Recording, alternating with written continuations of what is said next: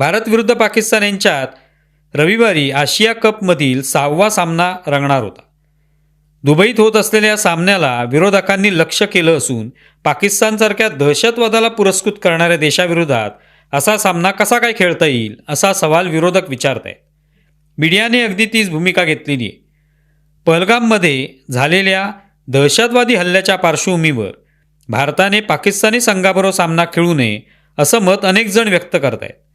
याच मुद्द्यावर शिवसेना उभाटा गटाने राज्यव्यापी आंदोलनसुद्धा हाती घेतले. या दरम्यान उपमुख्यमंत्री अजित पवार यांनी खेळाकडे खेळाच्या नजरेतून बघावं की न बघावं हा प्रत्येकाचा अधिकार आहे असं म्हटलं. त्याशिवाय अजित पवार म्हणाले की या विषयाला भावनिक करता कामा नये. अजित पवारांच्या या वक्तव्यानंतर संजय राऊत यांचं ते वक्तव्य आलेलं आहे.